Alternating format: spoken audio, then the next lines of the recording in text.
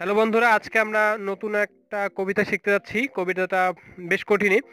কবিতাটার নাম ঐক্যতান, লিখেছেন রবীন্দ্রনাথ ঠাকুর। ঐক্যতান শব্দের অর্থ আগে জেনে নেই। ঐক্য শব্দের অর্থ হলো একই কথা বলা, একই সুরে কথা বলা, অর্থাৎ একই প্ল্যাটফর্মে আসা। আর তান শব্দের অর্থ হলো সুর, অর্থাৎ ঐক্যতান শব্দের শাব্দিক অর্থ দাঁড়াচ্ছে সমসুর, অর্থাৎ একই সুরে কথা বলা। এই রবীন্দ্রনাথ ঠাকুরের এই কবিতাটি লেখার প্রেক্ষাপট হচ্ছে রবীন্দ্রনাথ, যদিও তিনি অনেক জানেন, একজন বিশ্বকবি। তিনি 1913 সালে নোবেল পুরস্কার পেয়েছেন। আর তিনি তাকে বলা হয় বিশ্বকবি। তবুও তিনি বলেছেন, এই কবিতার মধ্যে তিনি বলে গেছেন যে আমি হয়তোবা কিছু জানি, কিন্তু এত কিছু জানার মধ্যে দিয়েও আমার এই জানার মধ্যে অপূর্ণতা রয়ে গেছে, অর্থাৎ আমার জ্ঞানের ভাণ্ডারে দীনতা রয়ে গেছে। তিনি বলেছেন বিপুলা এই পৃথিবীর কতটুকু জানি, অর্থাৎ বিপুলা শব্দটি এখানে স্ত্রীলিঙ্গ। কেন বিপুলা শব্দটি এখানে প্রয়োগ করা হয়েছে? আর আমরা জানি যে আমরা আমাদের স্বদেশকে আমরা জননী বলে থাকি, মাতৃভূমি বলে থাকি। এর কারণ হচ্ছে আমরা আমাদের মাকে যেভাবে ভালোবাসি, যতটুকু ভালোবাসি, ঠিক সে একইভাবে আমরা আমাদের দেশকে ভালোবাসি, যার কারণে আমাদের দেশকে মাতৃভূমি হিসেবে বলে থাকি। ঠিক একইভাবে, একই কারণে এই পৃথিবীকে রবীন্দ্রনাথ ঠাকুর বিপুলা হিসেবে আখ্যায়িত করেছেন। বলেছেন বিপুলা এই পৃথিবী, অর্থাৎ বিশাল ভূখণ্ডের মধ্যে আমরা কতটুকু জানি, এই বিশাল ভূখণ্ডে কতটুকু অনেক জ্ঞান রয়েছে, এই জ্ঞানগুলোর মধ্যে আমরা কতটুকু জানি। এরপরে বলেছেন দেশে দেশে কত না নগর রাজধানী, অর্থাৎ কত যে দেশ আছে, কত নগর আছে, কত রাজধানী আছে, মানুষের কত কীর্তি, অর্থাৎ মানুষ কত কিছু আবিষ্কার করে গেছে, কত স্মৃতি রেখে গেছে, কত নদী গিরি সিন্ধু মরু, কত নদী আছে, কত পাহাড় পর্বত যে আছে, কত মরুভূমি আছে, অনেক কিছু আছে। এই কত না তারপরে বলছে কত না অজানা জীব, কত না অপরিচিত তরু, অর্থাৎ কত অপরিচিত জীবজন্তু আছে দুনিয়াতে, কত অপরিচিত গাছ আছে, রয়ে গেল অগোচরে, মানে সবকিছু অজানাই থেকে গেল। সবকিছু কবি রবীন্দ্রনাথ জ্ঞান অর্জন করে যেতে পারলেন না, সবকিছু জেনে যেতে পারলেন না। বিশ্বের বিশাল বিশ্বের আয়োজন, এই পৃথিবীতে কত কি হচ্ছে, কত কিছু আয়োজন হচ্ছে, কত কিছু আবিষ্কার হচ্ছে, মন মোর জুড়ে থাকে অতি ক্ষুদ্র তারই এক্ষণ। রবীন্দ্রনাথ বলছে যে এত বিশাল আয়োজনের মধ্যে আমার মন কোনা ক্ষুদ্র কোনার মধ্যে অবস্থান করছে। অর্থাৎ এই বাক্যটির মর্মার্থ হলো যে পৃথিবীতে কত জ্ঞান আছে, এই জ্ঞানের রাজ্যে আমার জ্ঞান খুব সামান্য এক জায়গায় অবস্থান করছে। তারপর বলছে সেই ক্ষোভে পরিগ্রন্থ ভ্রমণ বৃত্তান্ত আছে যাহে। এই রাগে আমার তো জ্ঞান যেহেতু কম, আমি যেহেতু কম জানি, রবীন্দ্রনাথ বলছে যে আমার যেহেতু জ্ঞানের দীনতা রয়েছে, আমার যেহেতু জ্ঞানের ঘাটতি রয়েছে, অপূর্ণতা রয়েছে, সুতরাং সেই ক্ষোভে, এই রাগে, এই আক্ষেপে পরিগ্রন্থ ভ্রমণ বৃত্তান্ত আছে যাহে। অর্থাৎ যুগে যুগে যে সকল মহামানবগণ, যে সকল কবি সাহিত্যিকগণ বিভিন্ন রাজ্য ভ্রমণ করে যে সকল ভ্রমণ গ্রন্থ লিখে গেছেন, সেই ভ্রমণ গ্রন্থ আমি রাগ হয়ে, আমি আক্ষেপে, জেদ করে সেগুলো পড়ি অক্ষয় উৎসাহে, অর্থাৎ অনেক আগ্রহের সাথে আমি সেই ভ্রমণ গ্রন্থগুলো পড়ি। কেন পড়ি? জ্ঞান আহরণের জন্য, আমার জ্ঞানের যে দীনতা আছে সেটা পূরণ করার জন্য। যেথা পাই চিত্রময়ী বর্ণনার বাণী কুড়াইয়া আনি, অর্থাৎ যেখানেই যে জ্ঞান পাই, যেখানেই সামান্য একটুকু জ্ঞান পাই, সেই জ্ঞানটুকু আমি কুড়াইয়া আনি। রবীন্দ্রনাথ ঠাকুর বলতেছেন জ্ঞানের দীনতা এই আপনার মনে পূরণ করিয়া লই যত পারি ভিক্ষালব্ধ ধনে। অর্থাৎ ভিক্ষুক যেমন সকালবেলা তার ভিক্ষার থলি নিয়ে মানুষের দাঁড়ে দাঁড়িয়ে গিয়ে টাকা পয়সা চাল ডাল নিয়ে দিন শেষে সেই তার ভিক্ষার থলি পূরণ করে নিয়ে চলে আসে, ঠিক তেমনি রবীন্দ্রনাথ ঠাকুর বলতেছেন আমিও সেই ভিক্ষুকের মতো, আমারও ভিক্ষুকের মতো অভাব রয়েছে। কিসের অভাব? জ্ঞানের অভাব। আমার এই জ্ঞানের অভাব পূরণ করার জন্য আমিও আমার জ্ঞানের থলি নিয়ে বেরিয়ে পড়ি এবং যেখানেই যা পাই সেই জ্ঞানটুকু নিয়ে আহরণ করি। যেথা পাই চিত্রময়ী বর্ণনার বাণী কুড়াইয়া আনি, যেখানেই যে জ্ঞান তিনি পান কুড়াইয়া আনেন। জ্ঞানের দীনতা এই আপনার মনে পূরণ করিয়া লই যত পারি ভিক্ষালব্ধ ধনে। এরপরে বলছে আমি পৃথিবীর কবি যেথা তার যথ ওঠে ধ্বনি। রবীন্দ্রনাথ ঠাকুর বলছেন যে আমি পৃথিবীর কবি। কেন পৃথিবীর কবি? দুইটা কারণ রয়েছে। প্রথম কারণ হচ্ছে তিনি বিশ্বকবি নামে পরিচিত। দ্বিতীয় কারণ হচ্ছে তিনি কোনো নির্দিষ্ট কোনো ব্যক্তি বা কোনো নির্দিষ্ট কোনো কিছু নিয়ে লেখেননি, তিনি গোটা মানব সমাজকে নিয়ে লিখেছেন, উঁচু নিচু সব ধরনের জাতিকে নিয়ে লিখেছেন, সব কিছুকে নিয়ে তিনি সাহিত্যের সকল শাখায় অবদান রেখেছেন। যার কারণে অর্থাৎ তিনি যেহেতু গোটা মানব সমাজকে নিয়ে লিখেছেন, যার কারণে তাকে বলা হয় পৃথিবীর কবি। আর তারপরে বলেছেন যেথা তার যথ ওঠে ধ্বনি, অর্থাৎ যেখান থেকেই ধ্বনি উঠুক না কেন, অর্থাৎ যেখান থেকেই সুর উঠুক না কেন, আমার বাঁশির সুরে সাড়া দেবে জাগিবে তখনই। অর্থাৎ যেখান থেকেই ধ্বনি উঠুক না কেন, যেখান থেকেই সুর উঠুক না কেন, আমি তাকে সাড়া দিই, আমি তাকে সাপোর্ট করি, আমি তাকে কি করি, আমি তাকে কখনো নিরাশ করি না, আমি তার বিরোধিতা করি না, এই কথা তিনি বলছেন। আর এর কথার মর্মার্থ হচ্ছে যে কবি সাহিত্যিকরা যাই লেখুক না কেন, আমি তার বিরোধিতা করি না, কারণ কবি সাহিত্যিকরা যা লেখেন তা কখনো মানব বিধ্বংসী হতে পারে না, তা সবসময় মানব মুক্তির জন্য হয়ে থাকে। এই জন্য তিনি সকল কবি সাহিত্যিকদেরকে সাপোর্ট করেন। এরপর বলছে এই স্বর সাধনায় পৌঁছিল না বহুতর ডাক, রয়ে গেছে ফাঁক। এই স্বর সাধনা বলতে বোঝানো হচ্ছে যে রবীন্দ্রনাথ ঠাকুর যে সাহিত্য রচনা করে গেছেন, তার যে কবিতা, তার যে রচনা, এই রচনাগুলোকে রচনা অর্থাৎ তার সকল সৃষ্টি তিনি যা যা লিখে গেছেন এগুলোকে বলা হচ্ছে স্বর সাধনা। এই স্বর সাধনায় তিনি মনে করেন যে আমার এই স্বর সাধনায়, আমার এই লেখনীতে গ্যাপ রয়ে গেছে, আমার কিছু ফাঁক রয়ে গেছে, অর্থাৎ আমি সম্পূর্ণ পরিপূর্ণভাবে সব কিছু প্রকাশ করতে পারিনি, আমি আমার কবিতায় সব কিছু তুলে ধরতে পারিনি। এই আক্ষেপটা তিনি প্রকাশ করেছেন, নিজের জ্ঞানের তিনি দীনতা প্রকাশ করেছেন। তারপরে বলছে প্রকৃতির ঐক্যতান স্রোতে নানা কবি ঢালে নানা দিক হতে। বলছেন যে এই প্রকৃতিতে আমার মতো আরও বিভিন্ন কবি বিভিন্ন দিক থেকে বিভিন্ন বিষয় নিয়ে লেখেন, বিভিন্ন বিষয় নিয়ে লেখেন। এই বিষয়টিকে তিনি বলতেছেন নানা কবি ঢালে গান নানা দিক হতে। গান বলতে এখানে সাহিত্য, অর্থাৎ বিভিন্ন কবি বিভিন্ন সাহিত্য, বিভিন্ন কবিতা, বিভিন্ন রচনা বিভিন্ন দিক থেকে লেখেন। অনেকে উঁচু শ্রেণী, অনেকে নিচু শ্রেণী, অনেকে প্রকৃতি, অনেক বিষয় সম্পর্কে লেখেন। তারপর বলছে তাদের সবার সাথে আছে মোর এই মাত্র যোগ, অর্থাৎ সকল কবি সাহিত্যিকরা যা যা লেখেন, যাই লেখুক না কেন, তার সাথে আমি কি করি, যোগ সাজস করি, তার সাথে আমি একমত প্রকাশ করি। অর্থাৎ তাদের সবার সাথে আছে মোর এই মাত্র যোগ, তার মানে সবাইকে আমি সাপোর্ট করি, কারো আমি বিরোধিতা করি না। আর সঙ্গ পাই সবাকার লাভ করি আনন্দের ভোগ, সবাইকে আমি সঙ্গ দেই এবং আনন্দের ভাগাভাগি করি। কিসের আনন্দ? তিনি রবীন্দ্রনাথ ঠাকুর মনে করেন যে আমরা কবি সাহিত্যিকরা যা লিখি তা হচ্ছে মানব মুক্তির জন্য, মানুষের শান্তির জন্য। এই যে লেখনের মধ্যে একটা আনন্দ রয়েছে, এই আনন্দের তারা ভাগাভাগি করে এবং রবীন্দ্রনাথ ঠাকুর নিজেও সেই আনন্দ লাভ করে। সেই কথা তিনি বলছেন যে সঙ্গ পাই সবাকার লাভ করি আনন্দের ভোগ। তারপরে বলছে পাইনের সর্বত্র দ্বার প্রবেশের দ্বার।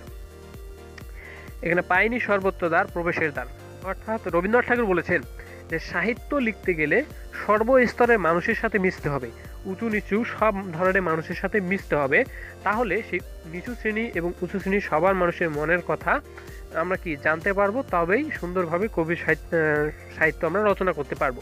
কিন্তু তিনি বলেছেন যে পাইনি সর্বত্র তার প্রবেশের দ্বার, অর্থাৎ রবীন্দ্রনাথ ঠাকুর সেই সুযোগটা পাননি। অর্থাৎ বলেছেন যে আমি সেই সর্বস্তরের মানুষের সাথে মিশতে পারেননি। কেন পারেনি? বাধা হয়ে আছে মোর বেড়াগুলির জীবনযাত্রার। অর্থাৎ বাধা হয়ে আছে রবীন্দ্রনাথ ঠাকুরের, কি বাধা হয়ে আছে? তার জীবনযাত্রা। কারণ তিনি অনেক উঁচু বংশে জন্মগ্রহণ করেছেন, আর সাধারণত যারা উঁচু বংশে জন্মগ্রহণ করে তারা কিন্তু নিচু শ্রেণীর মানুষদের সাথে মিশতে পারে না, বা মিশলেও নিচু শ্রেণীর মানুষেরা তাকে মনের দুঃখ প্রকাশ করে না। এই কারণে রবীন্দ্রনাথ ঠাকুর সেই নিচু শ্রেণীর মানুষদের সাথে মিশতে পারেননি, যার কারণে তিনি বলছেন যে বাধা হয়ে আছে মোর জীবনযাত্রা। তার লাইফস্টাইল, তার জীবনযাত্রাটা এমন ছিল যে তিনি নিচু শ্রেণীর মানুষদের সাথে মিশতে পারেননি, বা নিচু শ্রেণীর মানুষও তাকে আপন করে ভাবতে পারেনি। তারপরে বলছেন চাষি খেতে চালাই সে হাল, তাঁতি বসে তাঁত বনে জেলে ফেলে জাল। এখানে তিনি তারপরে বলছে বহুদূর প্রসারিত এদের বিচিত্র কর্মভার। এখানে তিনি বিভিন্ন ধরনের কর্ম ব্যস্ত মানুষের কথা বলেছেন যে চাষিরা চাষ করে, জমি চাষ করে, তাঁতিরা তাঁত বনে, জেলেরা জাল দিয়ে মাছ ধরে। বহুদূর প্রসারিত এদের বিচিত্র কর্মভার, অর্থাৎ বহুদূর পর্যন্ত এদের কর্মভার বিচিত্র রয়েছে। কিন্তু এদের যে কাজকর্মের উপর ভিত্তি করে আমরা আজ যারা বিলাসবহুল জীবনযাপন করতেছি, তারা কি কখনো ভাবতেছি যে আমরা কেন এই বিলাসবহুল জীবনযাপন করতেছি? একটু পিছনে ফিরে তাকালেই বুঝতে পারবো যে আমাদের এই বিলাসবহুল জীবনযাপনের পিছনে রয়েছে এই শ্রমিকদের শ্রম। এই শ্রমিকরা দিনরাত পরিশ্রম করে যাচ্ছে বলেই আমরা আজ এসি রুমে থাকতে পারতেছি। এই শ্রেণীর মানুষদের শ্রমের জন্য আমরা গাড়িতে চড়ে বেড়াতে পারতেছি। অর্থাৎ এই শ্রেণীর মানুষেরা যদি এত শ্রম না দিত, তাহলে আমরা এত বিলাসবহুল জীবনযাপন করতে পারতাম না। তাই পরের লাইনে বলছে যে তারই পরে ভর দিয়ে চলিতেছে সমস্ত সংসার। অর্থাৎ এই সকল মানুষের শ্রমের ওপর ভর দিয়ে সমস্ত সংসার, অর্থাৎ গোটা পৃথিবী জগৎটা চলতেছে। ওকে, তারপর বলছে অতি ক্ষুদ্র অংশে তার সম্মানের চিরনির্বাসনে সমাজের উচ্চ মঞ্চে বসেছি সংকীর্ণ বাতায়নে। রবীন্দ্রনাথ ঠাকুর বলতেছেন যে আমি রবীন্দ্রনাথ যেখানে অবস্থান করছি অতি ক্ষুদ্র অংশে তার সম্মানের চিরনির্বাসনে, অর্থাৎ আমি রবীন্দ্রনাথ যেখানে অবস্থান করছি সমাজের উচ্চ মঞ্চে, আমি রবীন্দ্রনাথ সমাজের উচ্চ মঞ্চে অবস্থান করার পরেও সংকীর্ণ বাতায়নে, অর্থাৎ সংকীর্ণ মানে ছোট, বাতায়ন মানে জানালা, অর্থাৎ ছোট জানালার মধ্যে দিয়ে তিনি ওই নিচু শ্রেণীর মানুষদেরকে দেখেছেন। তিনি যদিও উঁচু মঞ্চে অবস্থান করেছেন, কিন্তু ছোট জানালার মধ্যে দিয়ে তিনি নিচু শ্রেণীর মানুষদেরকে দেখেছেন, লক্ষ্য করেছেন, তাদের চিত্রটা বোঝার চেষ্টা করেছেন। ভাবার তো হলো তিনি উঁচু বংশে জন্মগ্রহণ করার পরেও ওই নিচু শ্রেণী মানুষদেরকে ভালোবাসতেন, তাদের খোঁজ খবর নেওয়ার চেষ্টা করেছেন, কিন্তু সব সময় তাদের কাছে পাননি। ওকে, তারপরে বলছে মাঝে মাঝে গেছি আমি ওপাড়ার প্রাঙ্গণের ধারে, ভিতরে প্রবেশ করি সে শক্তি ছিল না একেবারে। অর্থাৎ রবীন্দ্রনাথ মাঝে মাঝে ও পাড়ার প্রাঙ্গণের ধারে, অর্থাৎ সেই প্রান্তিক পর্যায়ের মানুষদের কাছে গিয়েছিলেন, সেই প্রান্তিক পর্যায়ে অর্থাৎ নিচু শ্রেণীর মানুষদের কাছে গিয়েছিলেন, মাঝে মাঝে তাদের সাথে মিশতে গিয়েছিলেন। ভিতরে প্রবেশ করি সে শক্তি ছিল না একেবারে, কিন্তু তাদের সাথে যে খোলামেলা কথা বলা, তাদের সাথে আন্তরিকতা সৃষ্টি করা, এই সাহসটা তা ছিল না। কেন ছিল না? মনে করেন একটা বস্তিতে হঠাৎ করে যদি একটা জেন্টলম্যান, একটা ভদ্রলোক প্রবেশ করে, তার সাথে কিন্তু সেই অভাবী লোকদের খুব বেশি সখ্যতা হঠাৎ করে গড়ে উঠবে না। সখ্যতা গড়ে উঠতে গেলে তাদের সাথে থাকতে হবে, তাদের হাসিতে হাসতে হবে, তাদের কান্নায় কাঁদতে হবে, তাদের সাথে তাদের উপবাস করতে হবে। তাহলেই সেই অভাবী মানুষগুলো একসময় সেই ভদ্রলোকটিকে তাদের অভাবের কথা, তাদের দুঃখের কথা বর্ণনা করতে পারবে। কিন্তু সেইভাবে রবীন্দ্রনাথ ঠাকুরও হঠাৎ করে গিয়ে তাদের সাথে মিশতে পারেননি, তাদের সাথে আন্তরিকতা করতে পারেননি, সখ্যতা করতে পারেননি, যার কারণে সেই সকল মানুষেরা রবীন্দ্রনাথকেও তাদের মনের কথা প্রকাশ করেনি। তারপর সে জীবনে যোগ করা না হলে কৃত্রিম পণ্যে ব্যর্থ হয় গানের পসরা। অর্থাৎ যে জীবনে জীবন যোগ করা, অর্থাৎ যে তাদের সাথে মিশতে হবে এবং তাদের সাথে একসাথে যদি আমরা হাসতে পারি, কাঁদতে পারি, তাদের সাথে উপবাস থাকতে পারি, কষ্ট করতে পারি, তাহলে অবশ্যই তারা আমাদেরকে তাদের দুঃখের কথা বলবে। আর তা যদি করতে না পারি, তাহলে গানের পসরার মতো ব্যর্থ হওয়ার সাথে তুলনা করছেন। যে ঠিক একইভাবে আমরাও তাদের দুঃখ কষ্টগুলো সত্যি সুন্দরভাবে জানতে পারবো না এবং আমরা সাহিত্যে সেগুলো লিখতে পারবো না। এই লাইন দুটার ভাবার্থ হচ্ছে যে সাহিত্যে যদি ভালো মানে নিচু শ্রেণী মানুষদের কথা যে সাহিত্যে নাই, অর্থাৎ যে সাহিত্যে নিচু শ্রেণীর মানুষদের কথা নাই, সে সাহিত্য বৃথা। এখানে বলছে যে জীবনে জীবন যোগ করা, অর্থাৎ আর না হলে কৃত্রিম পণ্যে ব্যর্থ হবে গানের পসরা। অর্থাৎ সাহিত্যে আমাদেরকে নিচু শ্রেণী, উঁচু শ্রেণীর সকল শ্রেণীর মানুষদের কথা তুলে ধরতে হবে। যদি সেটা তুলে ধরতে না পারি, তাহলে সে সাহিত্য বৃথা, সে সাহিত্যের কোনো মূল্য নেই। তাই আমি মেনে নেই এ নিন্দার কথা, আমার সুরের অপূর্ণতা।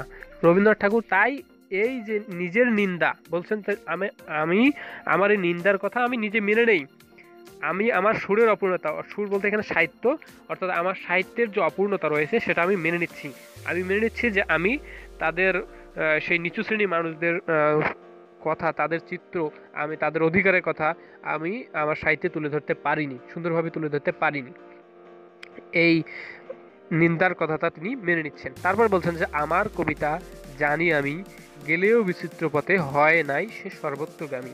বলছে যে আমার কবিতা আমি লিখছি, আমি তো জানি যে আমার কবিতা যদিও বিচিত্র পথে গেছে, বিচিত্র দিক থেকে আমি যেহেতু লিখছি, আমি সাহিত্যের সকল শাখায় লিখেছি, কিন্তু তবুও সেটা সর্বত্রগামী, অর্থাৎ সব জায়গায় সেটা পৌঁছতে পারেনি।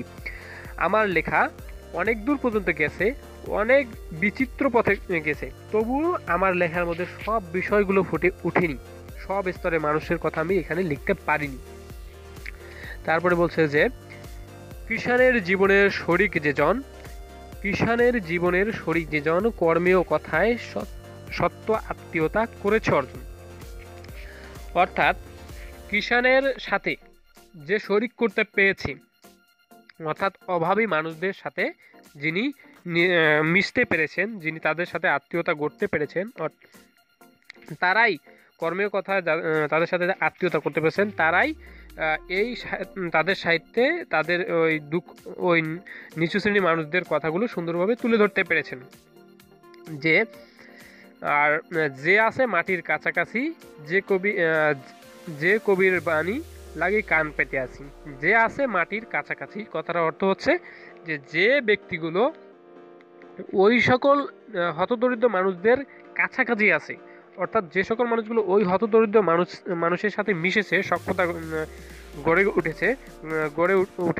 উঠাইছে তারা, সেই সকল লেখকগণ, সেই সকল মহামানবগণ খুব সুন্দরভাবে তাদের লেখনীতে সেই সকল হতদরিদ্র মানুষদের চিত্র তুলে ধরেছেন, তাদের অধিকারের কথা, তাদের অবহেলার কথা, তাদের অবজ্ঞার কথা, তাদের অত্যাচারের কথা, তাদের কষ্টের কথা তারা সাহিত্যে খুব সুন্দরভাবে তুলে ধরতে পেরেছেন। আর সেই কবির বাণীর লাগি কান পেতে আসে, অর্থাৎ সেই কবির যে লেখনীগুলো শোনার জন্য, সেগুলো পড়ার জন্য রবীন্দ্রনাথ আকুল হয়ে অপেক্ষা করছে যে কখন সেই কবিরা এগুলো লেখবে, কখন সেই কবিরা তাদের লেখার মধ্যে সেই হতদরিদ্র মানুষদের কথা লিখবে আর আমি পড়বো, জ্ঞান অর্জন করব। এই জন্য তিনি কান পেতে আছে যে কখন তারা লিখবে। আমি তো তাদের সাথে মিশতে পারিনি, তবে যারা মিশতে পেরেছে তারা তো সুন্দরভাবে তাদের কবিতায়, তাদের লেখনীতে এই চিত্রগুলো তুলে ধরেছে, সুতরাং আমি তার লেখনীগুলো পড়ি এবং জ্ঞান অর্জন করি। তারপর বলছে এসো কবি অখ্যাত জনের নির্বাক মনের। কবি এখানে ভবিষ্যৎ প্রজন্মের কবিদেরকে আহ্বান করেছেন যে এসো, ওয়েলকাম করতেছে সেই ভবিষ্যৎ প্রজন্মের কবিগুলোকে, যে এসো কবি অখ্যাত জনের মানে যারা সমাজে বিখ্যাত হতে পারেনি, যারা সমাজে প্রতিষ্ঠিত হতে পারেনি, যারা সমাজে এখনো মাথা উঁচু করে দাঁড়াতে পারেনি, যারা তাদের সমাজে অধিকারের কথা বলতে পারেনি, সেই সকল মানুষদের জন্য তোমরা লেখো। কবি ভবিষ্যৎ প্রজন্মকে আহ্বান করেছেন যে তোমরা এই সকল মানুষদের জন্য লেখো। মর্মের বেদনা যত করিয়া উদ্ধার, এই শ্রেণীর মানুষদের যে কষ্টের কথাগুলো তোমরা উদ্ধার করো, এই নিচু শ্রেণীর হতদরিদ্র মানুষদের কষ্টের কথাগুলো তোমরা উদ্ধার করে সাহিত্যে লেখো।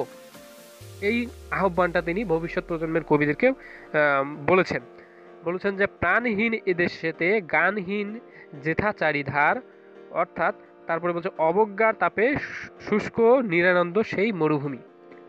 প্রথমে বলছে প্রাণহীন এদেশে গানহীন যেথা চারিধার, বলছে যাদের প্রাণ থেকেও প্রাণ নাই, যাদের সুর থেকেও যারা গান গাইতে পারে না, সেই সকল মানুষদের জন্য, সেই সকল মানুষদেরকে, অর্থাৎ নিচু শ্রেণীর মানুষদেরকে বোঝানো হয়েছে যে নিচু শ্রেণীর মানুষেরা, হতদরিদ্ররা, তারা অবজ্ঞা পেতে পেতে, তারা অবহেলিত হতে হতে, তারা নিজের অধিকার হারাতে হারাতে একসময় তারা ভুলেই যায় যে তারা মানুষ, তারাও যে সমাজের একজন মানুষ সেটা তারা ভুলে যায়। সেই সকল মানুষদেরকে বলছে যে অবজ্ঞার তাপে শুষ্ক নিরানন্দ সেই মরুভূমি। সেই সকল মানুষরা একসময় এই অবজ্ঞা পেতে পেতে, সেই অবহেলা পেতে পেতে একসময় তারা ভুলেই যায় যে তারা মানুষ, এবং তাদের মনের আনন্দটা মাটি হয়ে যায়, তাদের আর মনে কোনো আনন্দ থাকে না, তাদের মনে আনন্দ যখন আর থাকে না তখন সেই অবস্থাটাকে কবি বলেছে মরুভূমি, অর্থাৎ মরুভূমির সাথে তুলনা করেছেন। তাদের মনটাকে বলেছে তাদের তখন শুষ্ক হয়ে যায়, তাদের মনটা শুষ্ক হয়ে যায়, অবজ্ঞার তাপে, এই অবহেলার কারণে তাদের মনটা একসময় শুষ্ক হয়ে যায়, মরুভূমির মতো হয়ে যায়। বলছে রসে পূর্ণ করে দাও, তুমি সেই সকল মানুষদের মনে তোমরা রসে পূর্ণ করে দাও, সেই সকল মানুষের মনকে তোমরা রসে পূর্ণ করে দাও। কিভাবে রসে পূর্ণ করে দিবে? এই সকল মানুষেরা কখনো তোমার কাছ থেকে টাকা পয়সা চায় না যে আমাদেরকে হেল্প করো, আমাদেরকে টাকা পয়সা দিয়ে সাহায্য করো, তাহলে আমরা ভালো থাকবো।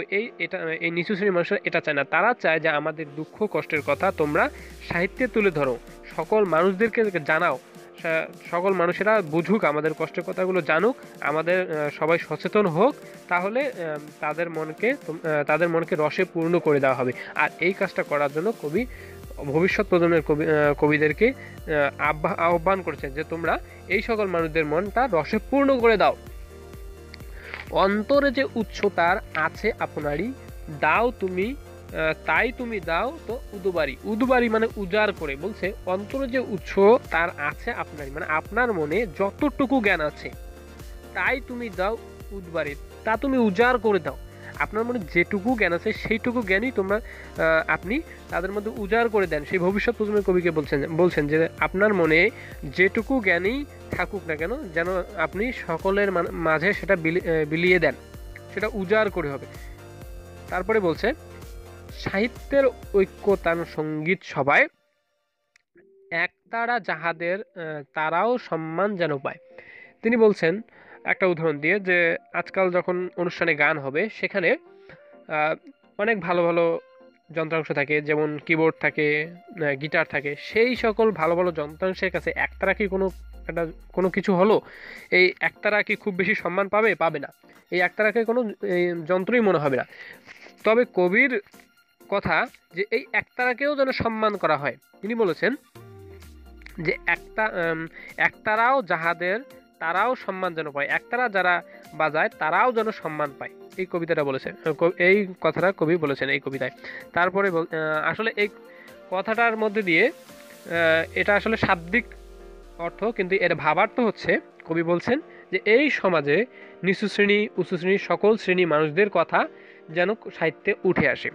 যে একতারা যেমন অনেক ভালো ভালো যন্ত্রাংশের কাছে কিছুই না, এই উঁচু উঁচু শ্রেণীর মানুষদের কাছে, গরিব নিচু হতদরিদ্র মানুষেরা সেরকম কিছুই না একতারার মতো। একতারাকে যেমনভাবে সম্মান করা উচিত, এই নিচু শ্রেণীর মানুষদেরকেও সম্মান করা উচিত। উঁচু শ্রেণীর মানুষের পাশাপাশি এই হতদরিদ্র মানুষদের কথাও সাহিত্যে তুলে ধরা উচিত। এই কথাটা কবি এখানে বোঝাতে চেয়েছেন। তারপর বলছে মুখ যার দুঃখে সুখে, নতশির স্তব্ধ যারা বিশ্বের সম্মুখে। মুখ মানে হচ্ছে বোবা, অর্থাৎ যারা দুঃখ পেতে পেতে, যারা অবহেলা পেতে পেতে বোবা হয়ে গেছে, অর্থাৎ বোবা হয়ে যাওয়া বলতে তারা আর তাদের নিজের অধিকারের কথা বলতে পারতেছে না। কেন পারতেছে না? তারা যদি তাদের নিজের অধিকারের কথা বলতে যায় তাহলে তাদেরকে অপমানিত হতে হবে, তাদের উপর অত্যাচার করা হবে। এই কারণে তারা বোবা। এখন এই সকল মানুষেরা নতশির, তারা মাথা নিচু করে আছে, স্তব্ধ হয়েছে, যারা বিশ্বের সম্মুখে, যেখানে বিশ্ব অনেক এগিয়ে চলেছে, যেখানে বিশ্ব অনেক দূর পর্যন্ত এগিয়ে যাচ্ছে, বিশ্বের সর্বখানে অনেক কিছু ঘটে যাচ্ছে, অনেক মহান কাজকর্ম হচ্ছে, অনেক তথ্য প্রযুক্তিতে এগিয়ে যাচ্ছে, কিন্তু তারা আর এগোতে পারতেছে না, তারা সে অবহেলিতই থেকে যাচ্ছে। ওগো গুণী, গুণী বলতে এই অনাগত কবিদেরকে বলেছেন, যে যারা এখনো কবিরা আসেনি সেই কবিদেরকে আহ্বান করেছেন ওগো গুণী বলে, যে কাছে থেকে দূরে যারা তাহাদের বাণী যেন শুনি। বলেছেন যে যারা কাছে থেকেও দূরে, অর্থাৎ এই নিচু শ্রেণীর মানুষরা, এই হতদরিদ্র আমাদের কাছেই আছে, কিন্তু তবুও তারা আমাদের দূরে, আমরা তাদেরকে কি করতেছি না, কোনো ভ্যালুই দিতেছি না, তাদের অধিকারের কোনো মূল্যই দিতেছি না, তাদেরকে মানুষ বলেই আমরা গণ্য করতেছি না, তারা আমাদের কাছে থেকেও দূরে। সেই হতদরিদ্র মানুষদের কথা যেন তোমাদের সাহিত্যে যেন থাকে, তোমরা তোমাদের লেখনীতে যেন এই সকল মানুষদের কথা তুলে ধরো। এই আহ্বানটা কবি রবীন্দ্রনাথ ঠাকুর বলেছেন। অর্থাৎ সর্বোপরি রবীন্দ্রনাথ ঠাকুর এই কবিতার মধ্যে তিনি প্রকাশ করেছেন যে আমি এই জ্ঞানের রাজ্যে, আমার জ্ঞানের অভাব রয়েছে, আমার জ্ঞানের দীনতা রয়েছে। এই দীনতার কারণ হচ্ছে আমি সর্বস্তরের মানুষদের জন্য লিখে যেতে পারিনি, আমি সব জ্ঞান অর্জন করতে পারিনি। আমার জ্ঞানের অবস্থান বিশাল জ্ঞানের রাজ্যের মধ্যে কোনো এক ক্ষুদ্র কোণায়। আর তিনি সব মানুষদের নিচু শ্রেণীর মানুষদেরকে নিয়ে লিখতে পারেননি, কারণ হচ্ছে তিনি উঁচু বংশে জন্মগ্রহণ করেছেন, যার কারণে তিনি নিচু শ্রেণীর মানুষদের সাথে খুব ভালোভাবে মিশতে পারেননি। আর এজন্য তিনি অনাগত কবিকে আহ্বান করেছেন যে তোমরা যারা আসতেছো তোমরা যেন এই নিচু শ্রেণীর মানুষদেরকে নিয়ে লেখো। ওকে, কবিতাটা বেশ কঠিনই ছিল, আমি মনে করি তোমাদের এখন সোজা হয়ে গেছে। আর নেক্সট কবিতাটা কি পেতে চাও আমাকে অবশ্যই জানাবা facebook.com/youtube nahid24 এই পেজে। আর আমার ইউটিউব চ্যানেলটা অবশ্যই সাবস্ক্রাইব করবা, তা না হলে এই ভিডিওগুলো মিস করবা। আমার ইউটিউব চ্যানেলটি পেতে তোমাদেরকে ইউটিউবে গিয়ে nahid24 লিখে সার্চ দিতে হবে, অথবা সরাসরি youtube.com/nahid24। ওকে, ভালো থাকো।